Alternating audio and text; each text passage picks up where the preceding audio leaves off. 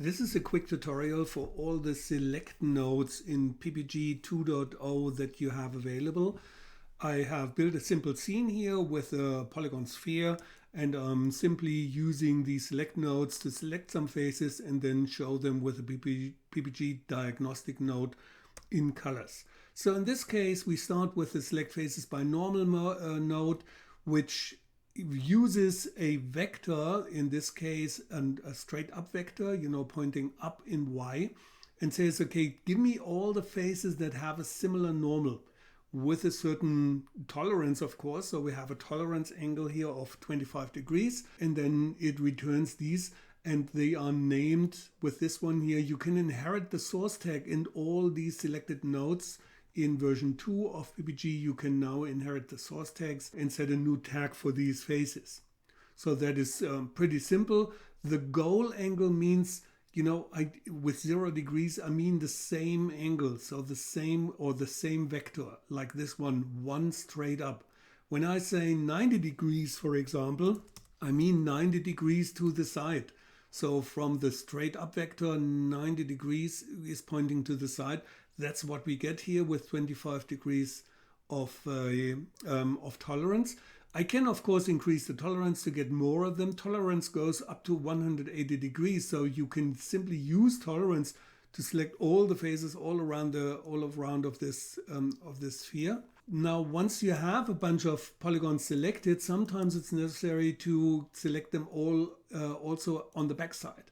So with this flag turned on, you have the same selection on the backside. So when I grow this one here, the goal angle, you see that they are wandering around this sphere from both sides, or tolerance angle, comes from both sides. It's simply, the opposite side of it. So there needs to be a little bit tolerance all the time, because otherwise, right from the math, it would not return anything. And invert output, so when I turn this one here off, invert output simply means anything else, which is also sometimes useful when you say, I want them all except this one face. Then you first select that one face and then simply invert the output of the whole thing. So that is select by normal. So it's pretty handy thing here. Let me delete that and pick the next one here and put it into this wire. Select random faces. Oh, that is simple. Right, so we simply select random faces. So the amount here goes from 0 to 1, and that means it's not exactly 50% when it's at 0.5. It's not exactly 50%. There's only a 50% chance of a face to be selected. So what I'm doing here is, distribute random numbers and then simply check, is the random number larger than this one here? So it gets selected. You can also change the seed if you don't like the distribution. Sometimes this one might be a little bit better. But that's it so far. So it's pretty easy. And once you give them the name, it's easy to tell which is the rest of the faces. Right? Simply because you have the tag expression. So when you give names, the next time you say anything without a name, that's the rest of the faces here. So we don't need an invert output here. That's what I'm saying. So that's random faces, pretty easy to use.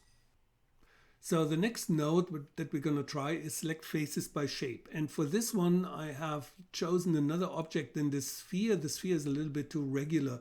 So this one here is exactly right. That's one of the platonic shapes in Maya. And I've also used multicut to cut once through the whole thing here. And I see that I've already unchecked the triangle. So you have the option to check all different kinds of polygons. So in this case, we have triangles. All of these gray ones are triangles and they are unchecked, so they are filtered out. Then we have quads here. Quite a few of them are quads. That's why I cut the whole thing. Normally it's all quads. And I have n-sided polygons, which are the gray ones that we see here. And also you can, of course, turn it around and say, I just want the n-sided polygons. Then we have things for concave and convex. That is the same kind of filter. Concave and convex faces are displayed the same time here. So when I turn off all the convex ones, you see there are no concave faces left over here, so we check them, leave them both on. Planar and non-planar, that's an interesting one. So which faces are planar? Not a single one of them is planar. That's quite disappointing here. So I leave them on. So there's a planarity tolerance that you can turn on. And then we have this equiangular and equilateral. And that is a very special type. So let me turn them all on and see if they are, because this is a special filter. As soon as I turn one of them on, equiangular for example, it would show me only faces that are equiangular, which means in all corners they have the same angle. Would be equal-sided, triangles would be a candidate. That's equilateral also, so equal-sided triangle, but also, a regular quad would be equiangular, so all angles in the, all sides with even angles, and the same with equilateral. We don't have one here, certainly for the sphere. So let me go and reconnect this thing here for the sphere. So that's the sphere here. And now when I say select faces by shape, and we have equiangular.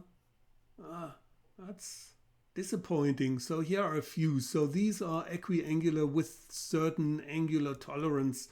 You see, okay, that's quite okay. I would say at least a few.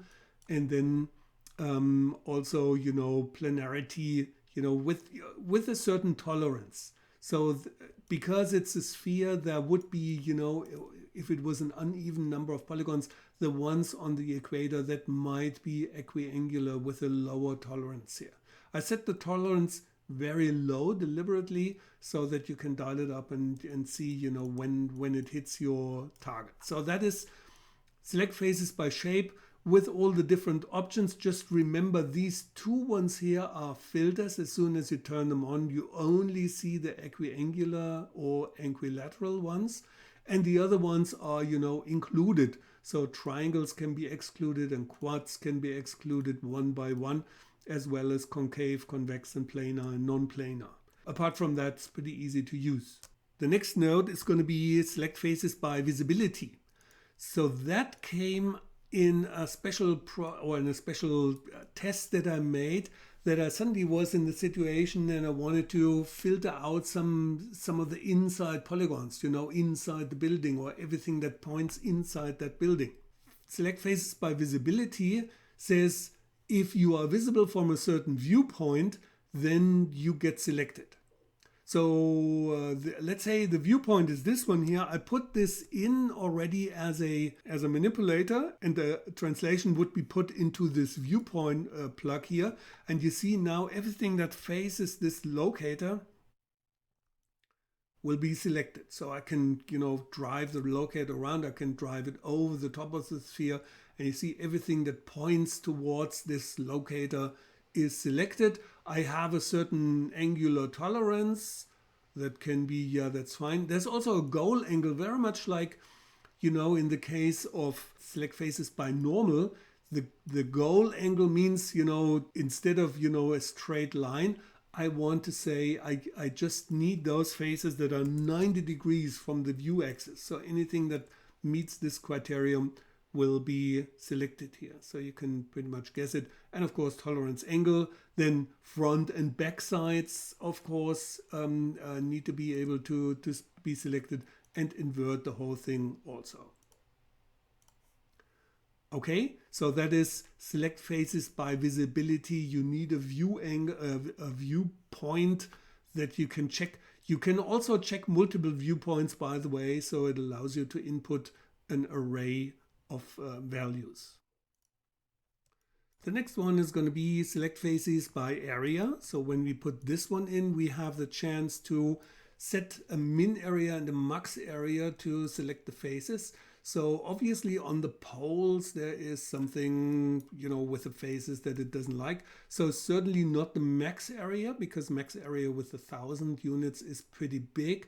But minimum area, so we can turn this smaller, and you see, okay, there's another one. So when we make this bigger here, the the minimum area, you see that they don't meet the requirements anymore. That's pretty simple. I can invert the output. That's about the chances that we have here.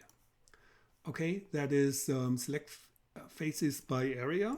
Let's delete this one here. The next one is going to be select faces inside a mesh.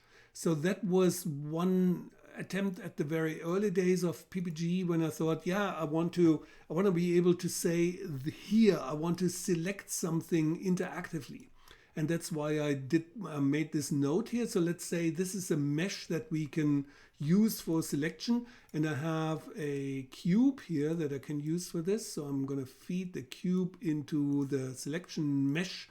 And then you see everything, all the face centers that are included by this cube, they are all selected. That's also pretty easy. You know, that is an emergency thing if you really don't find another way to select things, because that's really not very procedural to have, you know, to override the whole system and to have something that actually selects something interactively. So let's delete this one here. Let's delete the cube. That was select faces inside a mesh. Pretty simple, pretty straightforward. And the next one here and the last one is select faces by field. Same thing. So it's very, very similar to select faces by inside mesh. So here we have a manipulator field that I can use as an input to the field here in the selection settings. And where's my field, by the way? It must be this one here. So make it a little bit bigger and move it to the side. Here we go. So this is my field. When I make it bigger, you see that, you know, in this implicit sphere that we have here, the field strength is larger than 1. So it's a very simple thing. Select face by field. There's a threshold here when you can say, oh, it has to be larger than this one. So larger than 0.5. So you have to go closer with the field to really select something. But when you set the threshold to really 0.001 or so, then it selects whenever there's something in the sphere, it would select it already. These thresholds are also interesting if you want to select faces with, you know, fields that have a shape like a turbulence field or fractal field or something like that.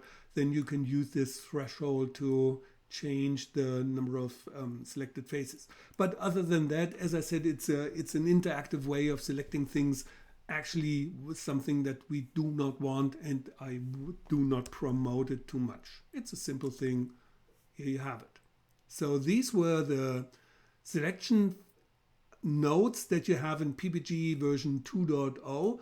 The most important ones were first with select faces by normal that I use all the time, and maybe select random faces that I also use frequently. And the last ones were these ones where you actually do an interactive selection by placing a field or something.